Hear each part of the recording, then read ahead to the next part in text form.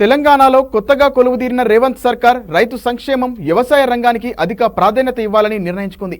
రుణమాఫీ, రైతు భరోసా, ఇతర పథకాల అమలు కోసం పెద్ద ఎత్తున కేటాయింపులు చేయాలంటూ ఆర్థిక శాఖకు ప్రభుత్వం ప్రతిపాదనలు అందజేసింది.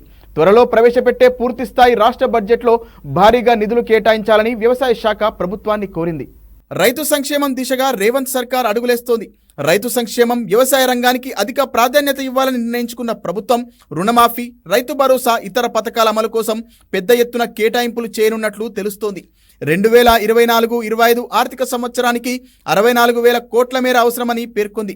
లోక్సభ ఎన్నికల నేపథ్యంలో రాష్ట్ర ప్రభుత్వం గత ఫిబ్రవరిలో ఓటాన్ అకౌంట్ బడ్జెట్ను ప్రవేశపెట్టిన విషయం తెలిసిందే. ఈ క్రమంలో ఆగస్టులో పూర్తిస్థాయి బడ్జెట్ను ప్రవేశపెట్టనుంది. ఇందుకోసం శాఖల వారీగా ప్రతిపాదనలు స్వీకరిస్తోంది. పథకాల వారీగా అవసరాలతో ప్రభుత్వ ప్రధాన కార్యదర్శి శాంతికుమారి ఆధ్వర్యంలో వ్యవసాయ శాఖ బడ్జెట్ ప్రతిపాదనలపై సమీక్ష జరిగింది. ఈ సందర్భంగా అధికారులు పథకాల వారీగా నిధుల అవసరాలకు వెల్లడించారు. రుణమాఫీ కోసం 31,000 కోట్లు, రైతు భరోసా 23,000 కోట్లు, రైతు బీమా 1,500 కోట్లు, వ్యవసాయ యాంత్రీకరణకు 500 కోట్లను ప్రతిపాదించారు. ఈ ఏడాది నుంచి అమలు చేయబోయే పంటల బీమాకు 3,000 కోట్లు కావాలని పేర్కొన్నారు. ఆయిల్ ఫామ్ సాగును పెంచాలని ప్రభుత్వం నిర్ణయించిన నేపథ్యంలో దాదాపు 1,000 కోట్లు కావాలని కోరినట్లు సమాచారం.